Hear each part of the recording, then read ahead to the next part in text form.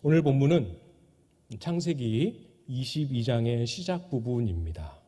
이 창세기 22장은 아브라함의 개인적인 신앙 여정에 있어서도 그렇고 아브라함을 통하여 하나님 나라를 이루어 가시는 하나님 편에서도 그렇고 가장 최절정에 해당하는 사건이다. 이렇게 우리가 볼 수 있습니다.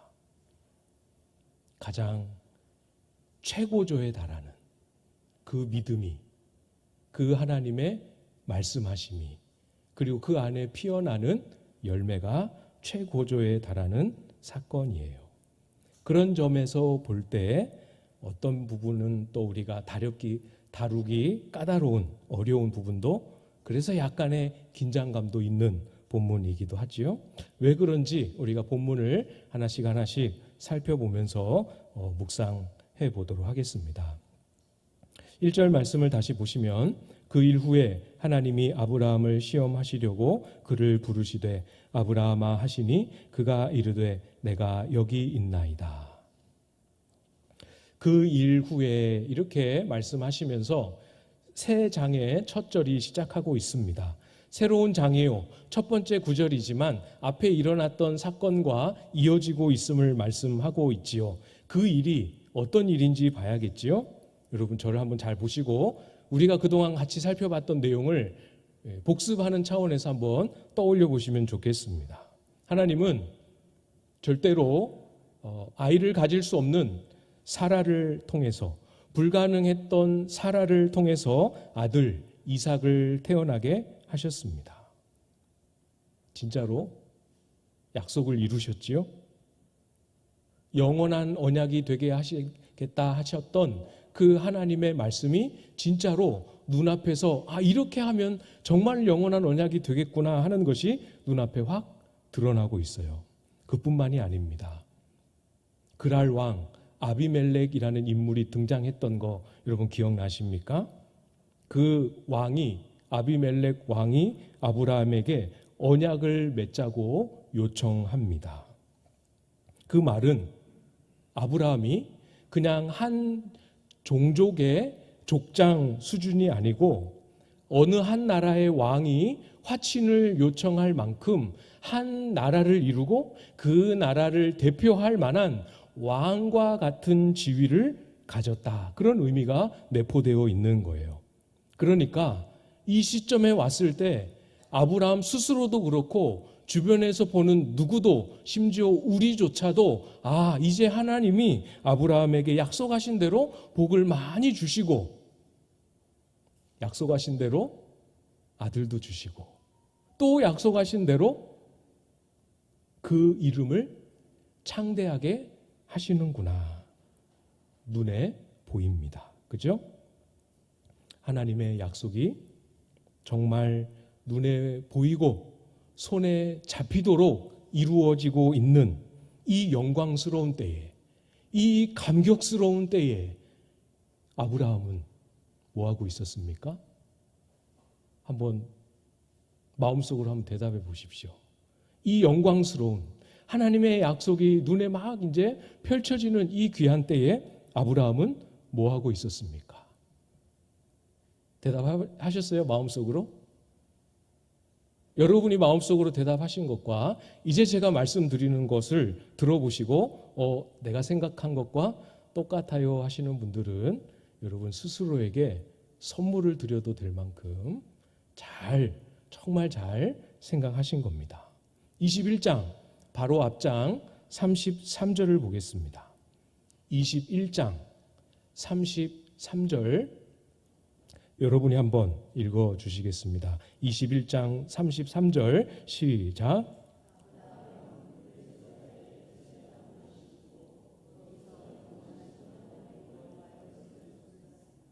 네, 영원하신 하나님 여호와를 불러 경배하고 있습니다.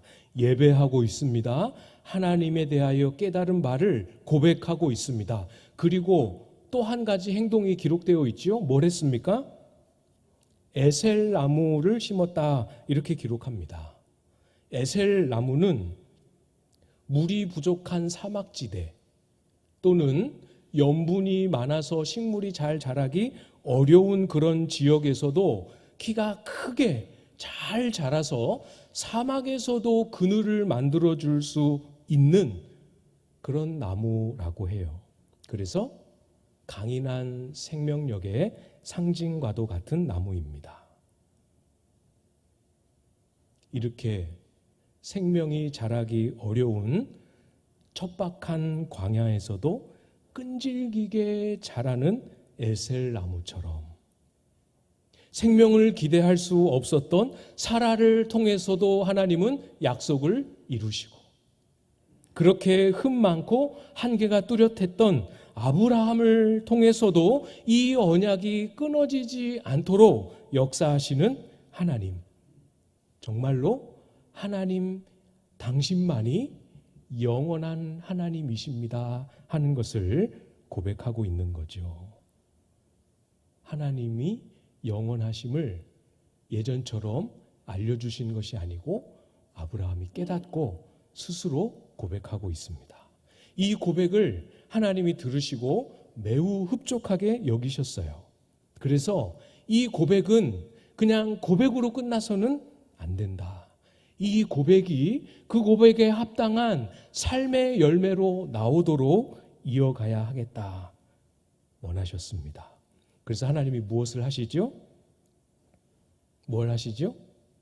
아브라함을 시험하십니다.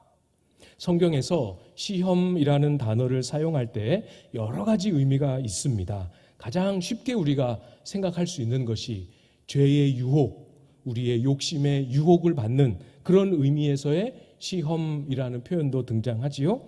제일 쉽게 생각할 수 있는 것이 우리 주기도문, 시험에 들게 하지 마옵시고 할 때 그 시험이 바로 유혹의 의미입니다.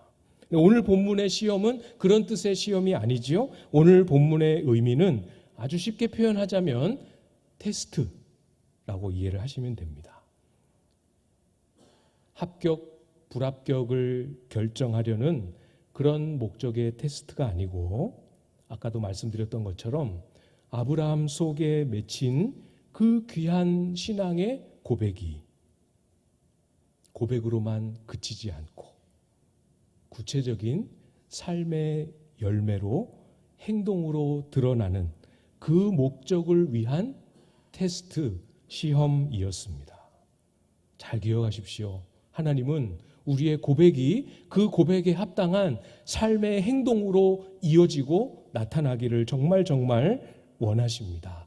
바른 고백을 드릴 때 하나님이 그것을 매우 기뻐하시지만 그 고백에 합당한 삶으로까지 나오기를 원하고 계시지요.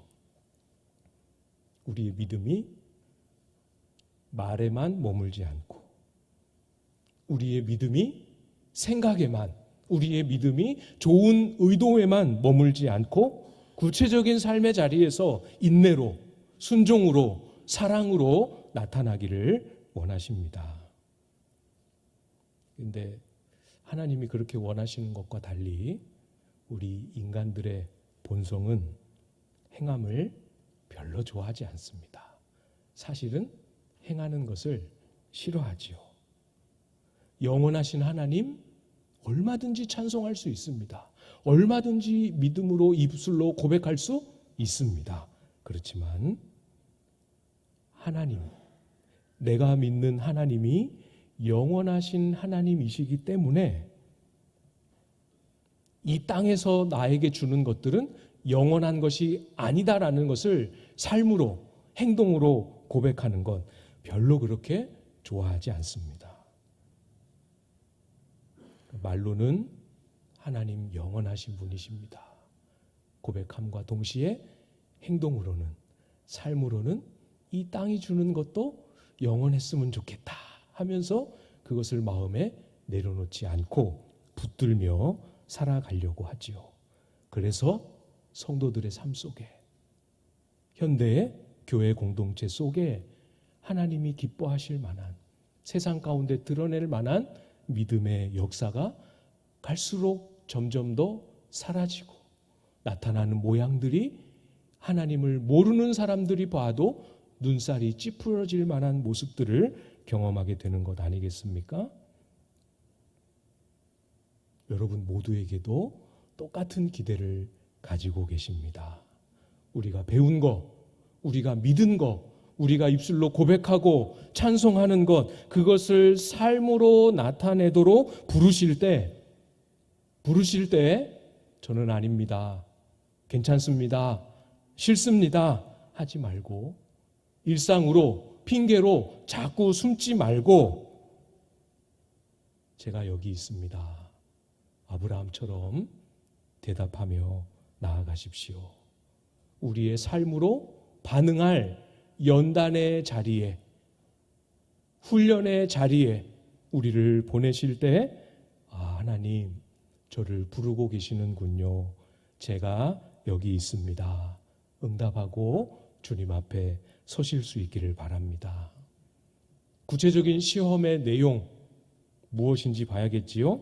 2절 말씀 우리 같이 읽었지만 같이 한 번 더 읽겠습니다. 2절 시작. 여호와께서 이르시되 내 아들 내 사랑하는 독자 이삭을 데리고 모리아 땅으로 가서 내가 내게 일러준 한 산 거기서 그를 번제로 드리라. 아멘. 굉장히 어려운 말씀을 하셨습니다. 아들 이삭을 번제로 드리라 말씀하십니다. 번제라는 말 처음 들어보시는 분 계시지요? 제물을 단 위에 놓고 통째로 아무것도 빼지 않고 통째로 다 태워서 하나님 앞에 드리는 제사를 번제라고 말합니다. 어렵지요? 충격적이지요? 어떻게 하나님이 사람을 제물로 바치라 이런 명령을 주실 수 있을까? 주의를 기울여서 잘 보셔야 합니다. 하나님은 지금 이방 종교에서 행하는 것과 같이 우상을 섬길 때 사람을, 자식을 제물로 바치는 인신 제사를 명하시는 것이 아닙니다. 만약 그것을 의미했다면, 그런 의미로 받아들일 내용이었다면 아브라함한테만 말씀하실 게 아니었지요. 그 이후에 모든 수많은 하나님의 사람들에게도 똑같이 아들을, 자식을 제물로 바치라 말씀하셔야 하지 않았겠습니까? 그러나 여러분, 아시는 분은 아시겠지만 성경 전체를 통틀어 아브라함 외에는 그 누구도 이런 명령을 하나님께 받은 사람이 없었지요. 그죠? 없습니다. 그러나 오직 한 분, 하나님 스스로 자기 아들을 희생의 제물로 내어주셨지요. 그렇기 때문에 주의를 잘 기울여서 오늘 이삭을 번제로 드리라 하시는 말씀을 이해해야 합니다. 그냥 사람을 죽여 제물로 바치라, 그것이 아닙니다. 그래서 딱 집어서 여러 제사들 중에 번제를 딱 집어서 말씀해 주시고 정해 주셨습니다. 구약 성경에서 번제는 중요한 의미를 가집니다. 두 가지 의미가 있어요. 하나는 완전한 헌신, 제가 말씀드렸죠. 제물을 구분하지 않고 통째로 다 드린다. 완전한 헌신으로 다 드리는 희생을 의미합니다. 전적인 헌신. 또 하나의 의미는 내가 지은 죄는 이렇게 생명을 통째로 다 드려야만 대속할 수 있는 죄입니다. 죄의 값은 생명으로만 속할 수 있습니다 하는 그런 대속, 속죄의 의미가 번제 안에 담겨 있습니다. 완전한 희생의 사랑, 온전한 속죄를 이룬 거룩, 이것을 위하여 향기로운 제물로 다 태워서 주님 앞에 경배하는 것, 그것이 번제이지요.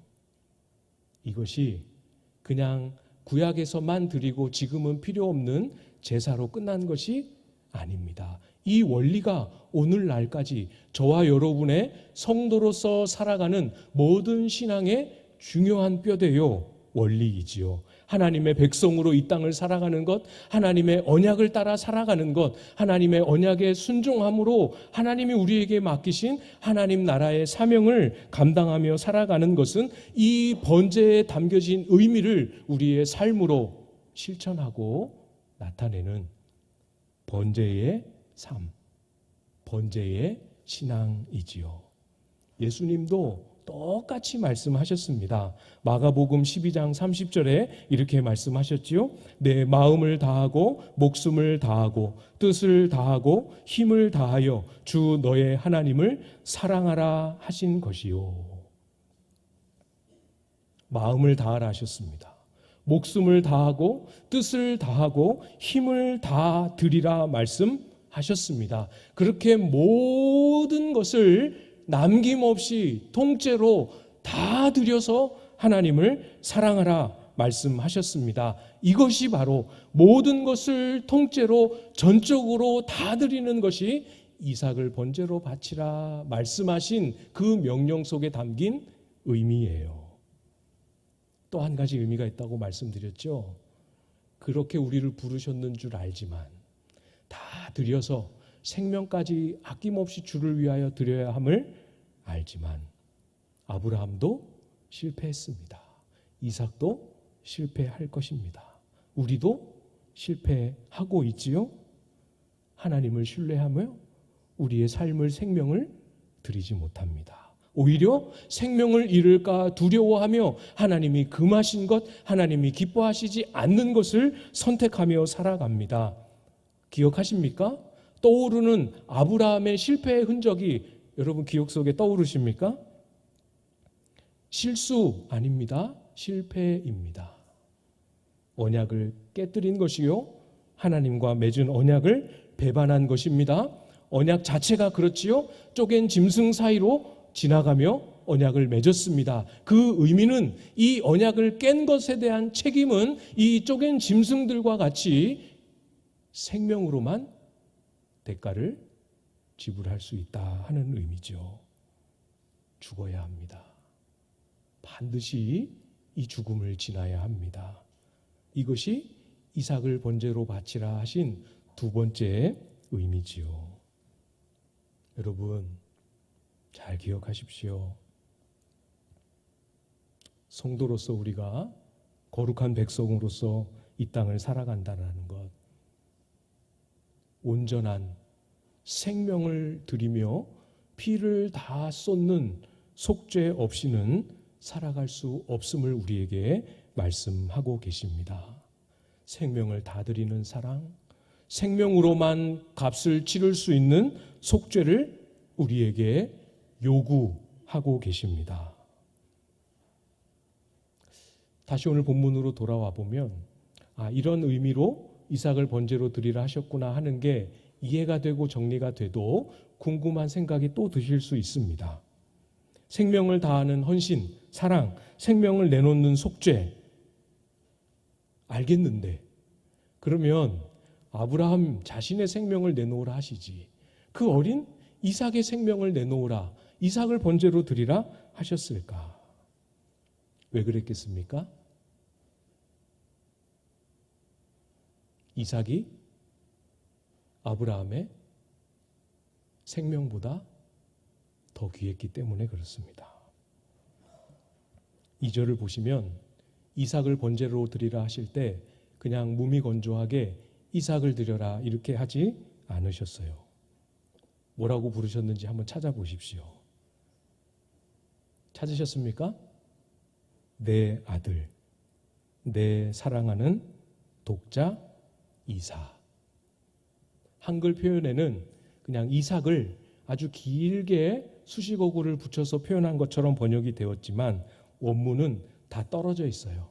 그러니까 사실 생략은 되어 있지만 4번의 문장을 4번 반복해서 말씀하시는 것과 똑같은 방식으로 기록이 되었습니다. 이런 거죠. 이삭을 번제로 드리라 하실 때 내 아들을, 내 사랑하는 자를, 너의 독자를, 이삭을 번제로 드리라.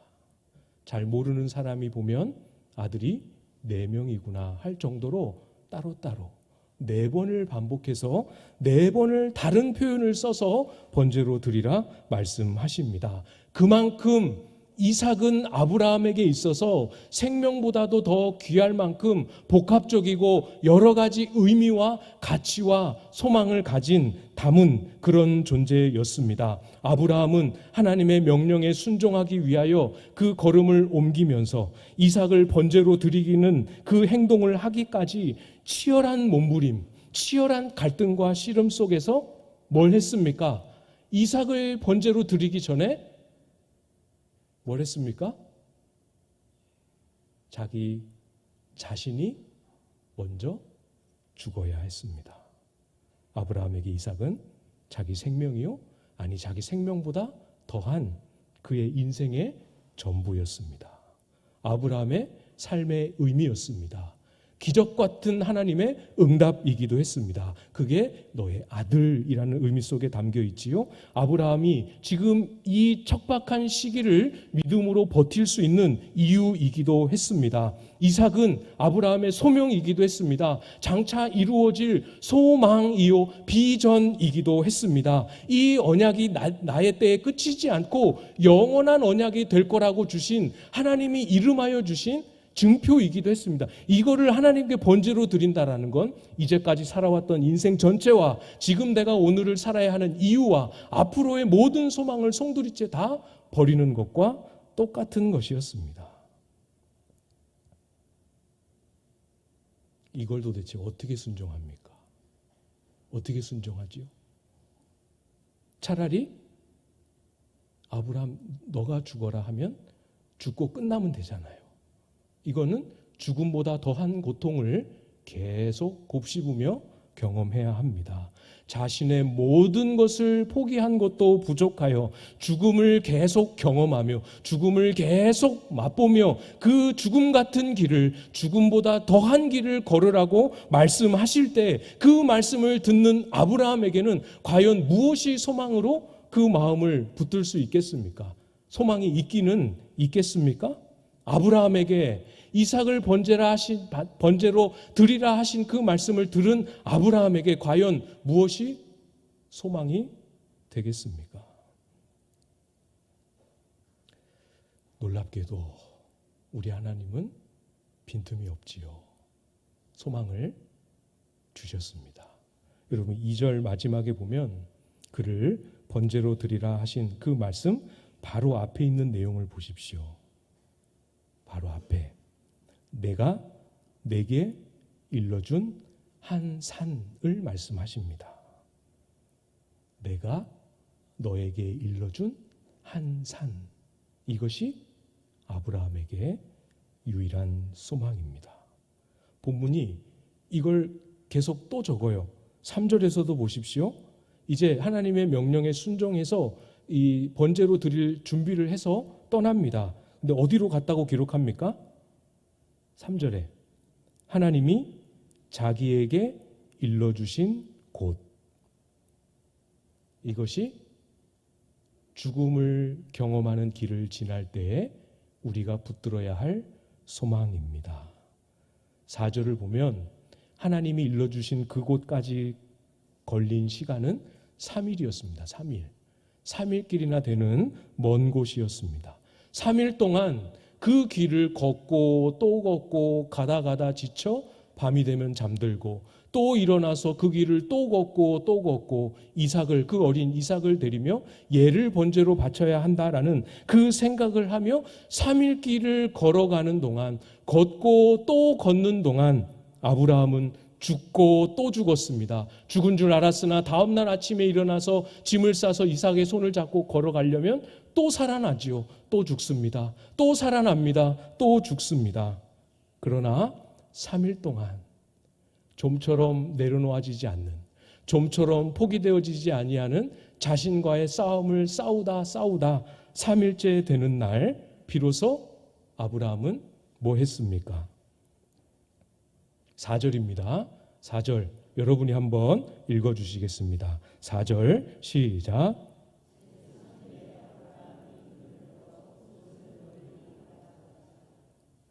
하나님이 아브라함에게 일러주신 그곳을 눈을 들어 바라봅니다. 3일 동안 자기 소망도 말라버리고 자기 확신도 무너지고 자기의 힘도 자기의 의지도 다 끊어져 버리고 이제는 모든 것이 다 끝나는구나 하는 그 자리에서 비로소 하나님이 말씀하신 그곳을 바라보는 거죠. 여러분, 본문을 집에 가셔서 잘 찾아서 읽어보십시오. 꼼꼼하게.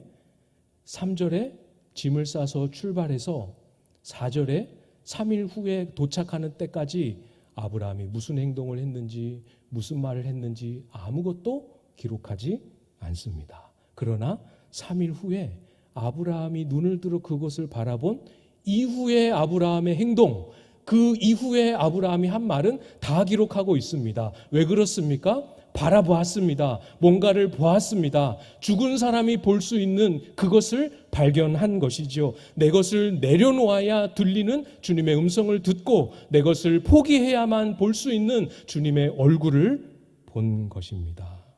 놀랍게도 이해하기 힘들 만큼 믿음이 가득가득 담긴 말을 자기 종들에게 또 자기 아들에게 들려주는 아브라함의 모습을 우리는 발견하게 되지요.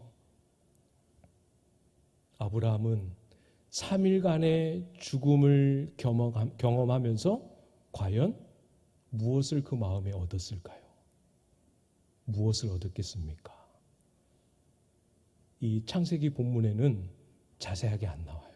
그러나 히브리서에는 그때 아브라함이 무엇을 얻었는지 명확하게 기록합니다.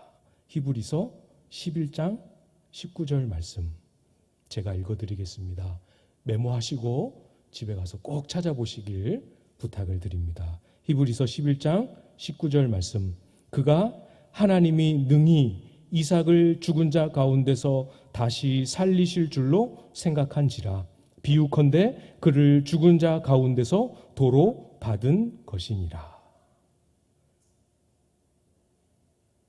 이삭을 죽은 자 가운데서 다시 살리시는 하나님을 바라보고 붙들었습니다. 없었던 겁니다.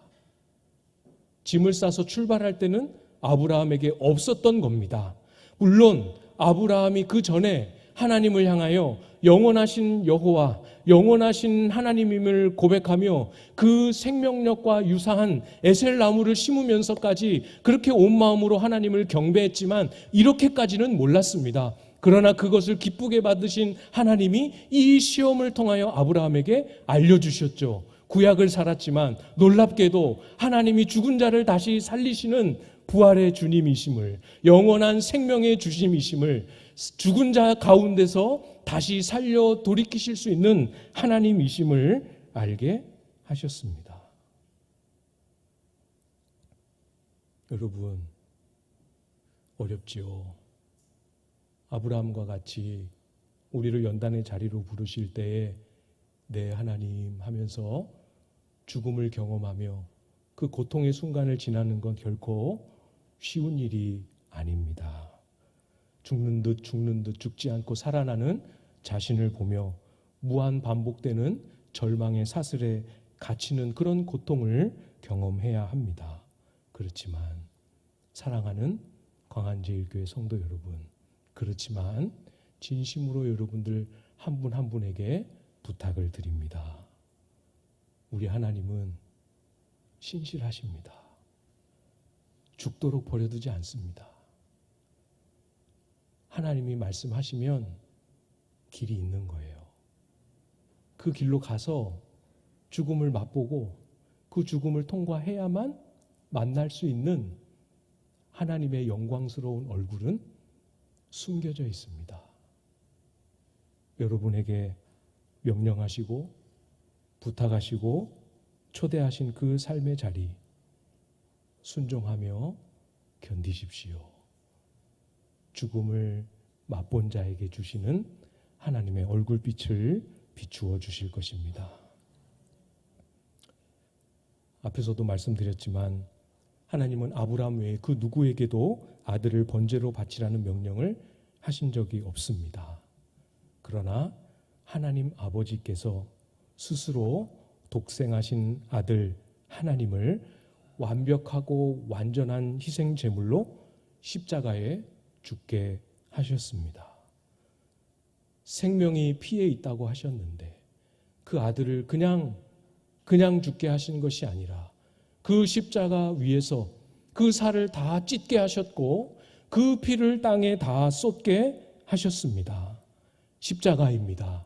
우리가 이 죽음의 길을 갈 수 있는 것은 예수 그리스도의 십자가입니다. 마음을 다하고 목숨을 다하고 뜻을 다하고 힘을 다하여 하나님을 사랑하는 이 번제의 신앙, 십자가 위에서만 이룰 수 있습니다. 십자가에 친히 매달려 온갖 수치와 굴욕을 다 당하시고 그 몸을 찢으시고 그 피를 다 쏟으신 그 주님을 묵상하고 그 주님을 가까이 하십시오. 여기 계신 모든 분들이 저를 포함해서 예수 그리스도의 십자가를 나를 불태워드리는, 남김없이 다 태워드리는 나의 번제단으로 삼아 주를 기뻐하시는 온전한 순종으로, 주님이 기뻐 받으실 만한 온전한 거룩의 열매로 주님 앞에 우리의 삶을 드리는 저와 여러분들 다 되실 수 있기를 주님의 이름으로 축복합니다.